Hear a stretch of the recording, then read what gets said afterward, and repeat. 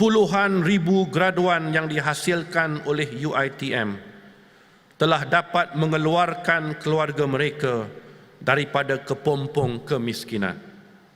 Dan puluhan ribu yang berada dalam kategori menengah Melayu hari ini terdiri daripada graduan UiTM.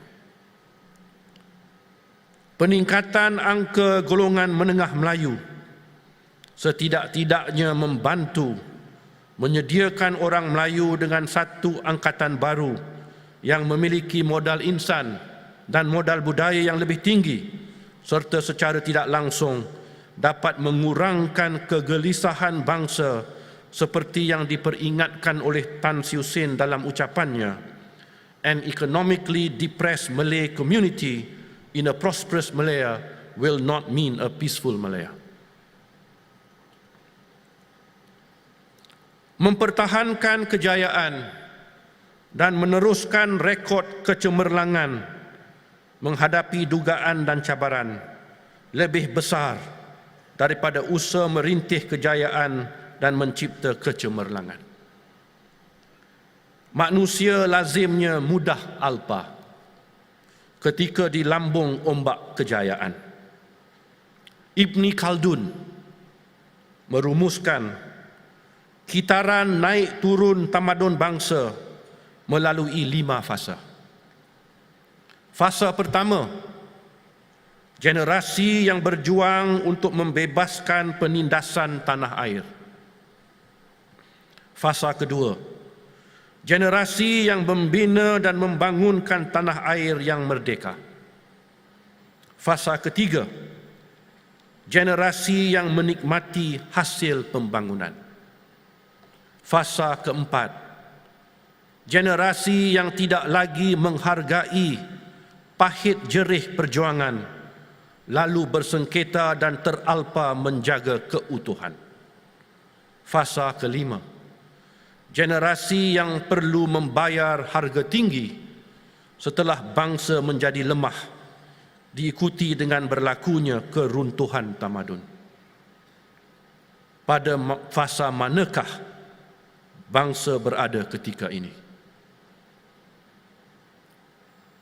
UiTM sebagai gedung yang syarat ilmu dan terhimpunnya para sarjana dan ilmuwan yang arif lagi bijaksana, hendaklah bijak membaca situasi dan menyatakan hakikat dan realiti secara jujur, secara ikhlas, secara tepat, secara faktual, agar kalau sudah tersesat di hujung jalan, dapat kembali ke pangkal jalan.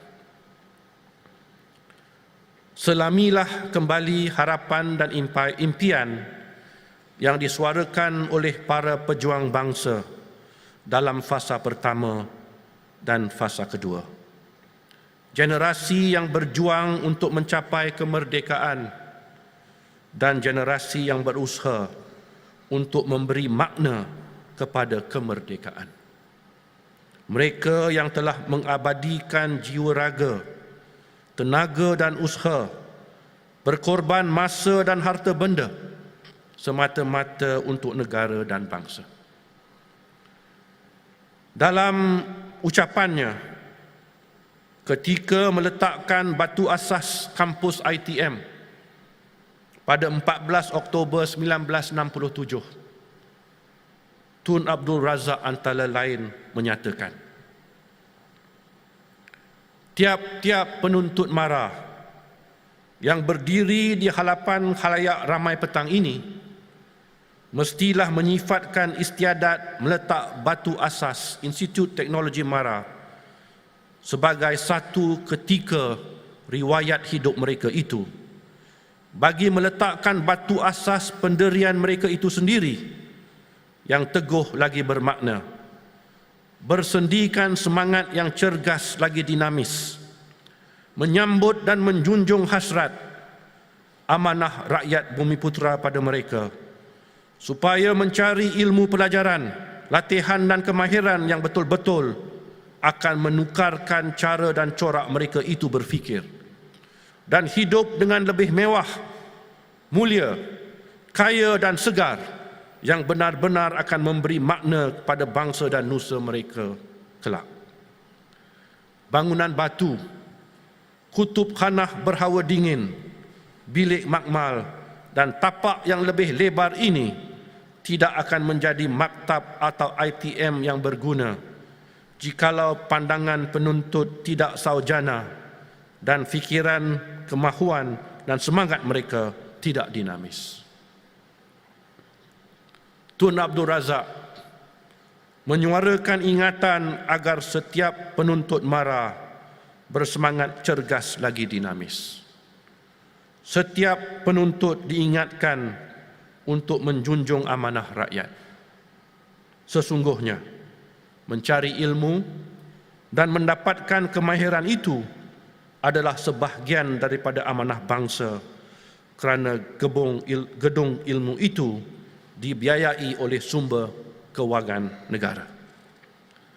Sumber kewangan negara adalah milik rakyat jelata. Diamanahkan untuk ditadbir urus oleh kerajaan yang diberikan mandat kepercayaan oleh rakyat.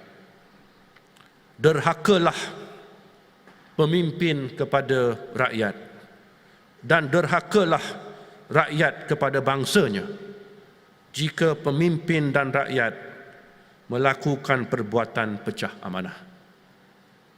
Akan terungkailah simpul kesetiaan, akan retaklah semangat penyatuan, akan luntur segala penghormatan.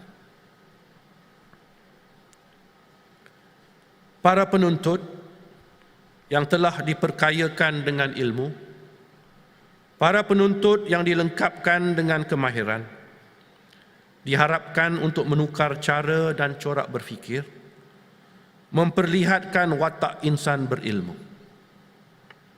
Pendidikan itu bertujuan untuk menggantikan minda perhambaan yang kosong dengan minda merdeka yang terbuka. Ahli falsafah keturunan Greek, Epictetus, menyifatkan hanya orang berilmu memiliki kebebasan minda. Kebebasan minda boleh diberikan ilustrasi yang baik dengan memetik kisah seorang mullah.